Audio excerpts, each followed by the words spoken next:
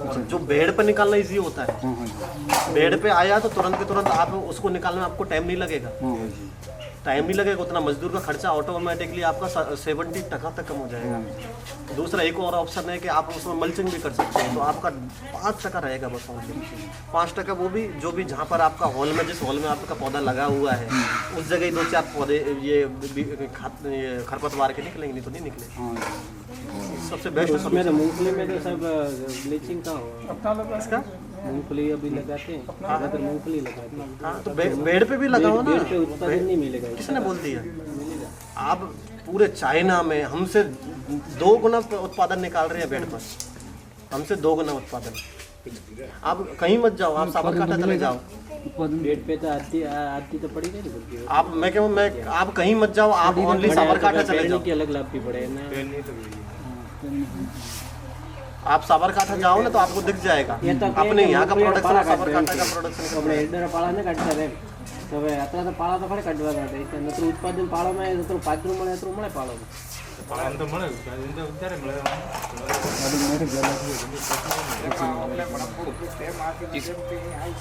खरपतवार की समस्या नहीं आवे वो तो है, पण હવે પાળા કાઢते तो आज तो પડ્યો રહે, વસમાં 2 પાળા વસની જગ્યા તો एकदम પડ્યો રહે। यहाँ पर वो मालिक क्या करते हैं, वो प्लास्टिक बिछा देते हैं, मल्चिंग આલ્ગો વાળો मल्चिंग वो कर देते तो हैं, वसમાં तो પડ્યો उससे રહે वो प्लास्टिक होता है, वो एक बार पौधा निकल गया, वो निकल गया, दूसरा पौधा निकलेगा नहीं, अपने काम का है वो निकल गया, उसको पानी ड्रिप से मिल रहा खरपतवार है। के लिए हाँ जी। वो ड्रिप इरिगेशन और मल्चिंग है, दोनों का समन्वय है। हाँ जी, ड्रिप इरिगेशन जहाँ लगाई आपने वहाँ बातचीत मल्चिंग करते हैं ना तो आपके ड्रिप और मल्चिंग के बिना चलेगा ही नहीं, बिना ड्रिप और मल्चिंग के मल्चिंग तो सागवानी होगा ही नहीं। खरपतवार को रोकने के लिए लगाते हैं हाँ उसके लिए लगाते हैं। ये मल्चिंग। बाकी कोई आपका इतना लेबर कॉस्ट कम हो जाता है मल्चिंग लगाने से, तो मल्चिंग आपका इतना कॉस्टली नहीं पड़ता है। गई साल मैंने वो 3 या 4 बार वो पहिया चलाया था उस खरपतवार निकालने के लिए, तो मजदूरी ज़्यादा लगती है उसमें। तो लेबर चार्ज लेबर चार्ज ज़्यादा तो लगता आप हम कैलकुलेशन करेंगे ना तो कि हम मल्चिंग का इतना कॉस्ट आता है, अगर मल्चिंग का एक्चुअल में कितनी लंबी पूरा बेड और मल्चिंग पे है कम।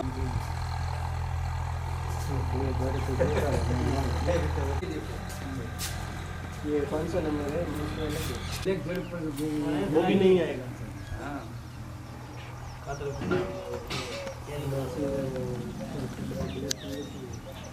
किसी को अभी आपने मगफली लगाया, मगफली निकालने के बाद में आप मल्चिंग निकाले, मगफली निकालने के बाद में आप बटाका लगा दो, इसमें बटाका नहीं लगा। तरीकारी जैविक खेती के बारे में अपने बीच में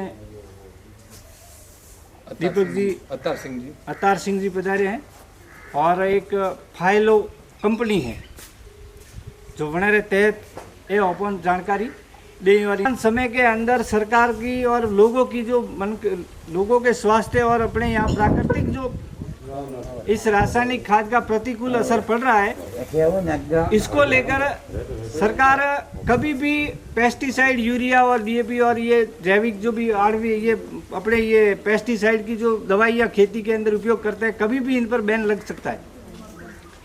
इसको कम समय में, देश की आज़ादी के समय अपने देश के अंदर खाद्यान्न की कमी थी और उसको केवल 5 से 7 साल के लिए ही उपयोग के लिए सरकार ने इसको अनुमति दी थी, लेकिन अब हमारे जैसे लोगों ने उसको ज़्यादा फायदे के लिए अपने इसका उपयोग करते गए, और अब ये स्थिति देश के अंदर या पूरी दुनिया में ऐसी हो गई है। कई देश तो ऐसे हैं, इजराइल जैसे, जहाँ पर कोई आप पेस्टिसाइड और दवाइयों का उपयोग होता ही नहीं। तो तरीकारी जैविक खेती के बारे में अपने बीच में दीपक जी अतार सिंह जी पधारे हैं, और एक फाइलो कंपनी है जो वनारे तहत ये ओपन जानकारी दे। और इनको गवर्नमेंट से नियुक्त किया हुआ है कि भाई आप किसानों के बीच में जाइए, और एक समय आएगा, वर्तमान समय के अंदर सरकार की और लोगों की जो लोगों के स्वास्थ्य और अपने यहाँ प्राकृतिक जो इस रासायनिक खाद का प्रतिकूल असर पड़ रहा है, इसको लेकर सरकार कभी भी पेस्टिसाइड, यूरिया और डीएपी और ये जैविक जो भी आणवी ये अपने ये पेस्टिसाइड की जो दवाइयाँ खेती के अंदर उपयोग करते हैं, कभी भी इन पर बैन लग सकता है। इसको कम समय में, देश की आज़ादी के समय अपने देश के अंदर खाद्यान्न की कमी थी और उसको केवल 5 से 7 साल के लिए ही उपयोग के लिए सरकार ने इसको है ना अनुमति दी थी। लेकिन अब हमारे जैसे लोगों ने उसको ज़्यादा फायदे के लिए अपन ने इसका उपयोग करते गए और अब ये स्थिति देश के अंदर या पूरी दुनिया में ऐसी हो गई है। कई देश तो ऐसे हैं, इजराइल जैसे, जहाँ पर कोई आप पेस्टिसाइड और दवाइयों का उपयोग होता ही नहीं। तो अब समय ये है कि आने वाले समय में आपको जैविक ही मिलेगा। पुरानी आपकी जो खेती थी उसी के आधार पर अब सरकार ने ये नई टेक्नोलॉजी से आपको अपने को जानकारी देंगे। तो एक दिन भाई साहब से फ़ोन आया कि भाई मैं कुछ से जानकारियाँ देना चाहता हूँ, तो अच्छी चीज़ों के लिए अपन हमेशा तैयार हैं। और हमारे संगठन के अंदर तो अभी एक मैं आपको बताऊंगा, एक लाडजी जो वैज्ञानिक है ना, वो अपने सीकर के अंदर लगे हुए हैं और हमारे किसान संघ के अंदर उन्होंने कुछ अपने कपास के अंदर और उनको अच्छी टेक्निकल जानकारी देने के लिए वो अभी प्रवास पे हैं। तो आपके बीच में भाई साहब बात करेंगे। चलिए भाई। मेरा नाम अतर सिंह सैनी है। वैसे तो मैं राजस्थान से ही हूँ। तो अभी जो अपना ये स्मार्ट एग्रीकल्चर प्रिसीजन, मतलब एक तरह से कहते हैं ना कि जो परंपरागत हम खेती कर रहे थे कि भाई जो हमारे बड़े बुजुर्ग पहले देसी खाद डालते थे, जो फिर जैसे जैसे टाइम बदलता गया हम रासायनिक खाद डालने लगे। अभी ऐसा लग रहा है कि अभी देखो पानी देना है, हम अपने जो जजमेंट है हमारा अनुभव के अनुसार हम दे रहे हैं। अब उसको कितना ज़रूरत है वो हमें मालूम नहीं है कि भाई उसको हमें खातर देना है, कितना देना है, वो हम हमारे जजमेंट हमारे जो दे रहे थे, हमें कंसल्टेंट ने बोला या हमारे दुकानदार ने बोला, हम उसके हिसाब से ज़्यादा ही डाल देते हैं। कम तो नहीं डालते, हम ज़्यादा ही डालते हैं।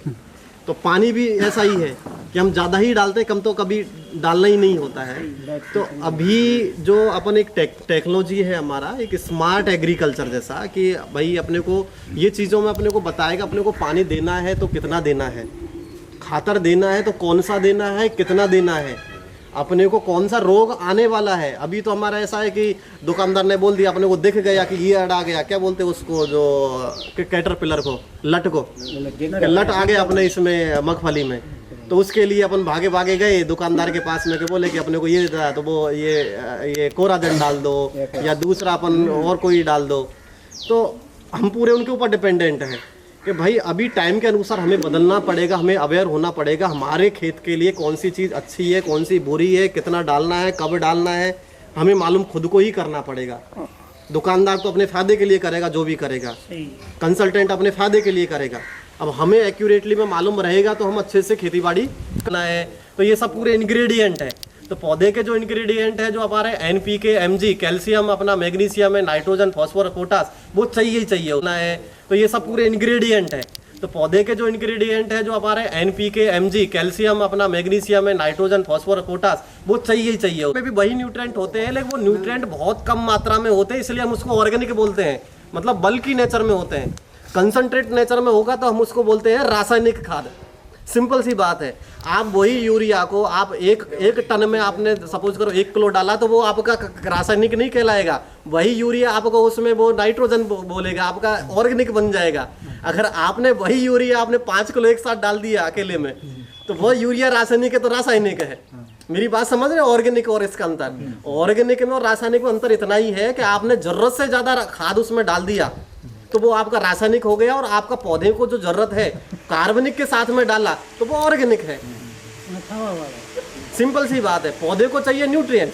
अब आप न्यूट्रिएंट किससे दे रहे हो, पौधे को मतलब नहीं है।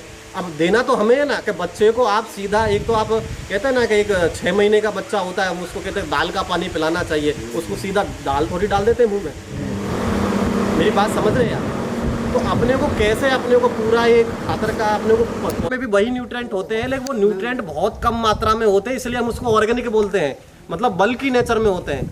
कंसंट्रेट नेचर में होगा तो हम उसको बोलते हैं रासायनिक खाद। सिंपल सी बात है। आप वही यूरिया को आप एक टन में आपने सपोज करो 1 किलो डाला, तो वो आपका रासायनिक नहीं कहलाएगा। वही यूरिया आपको उसमें वो नाइट्रोजन बोलेगा, आपका ऑर्गेनिक बन जाएगा।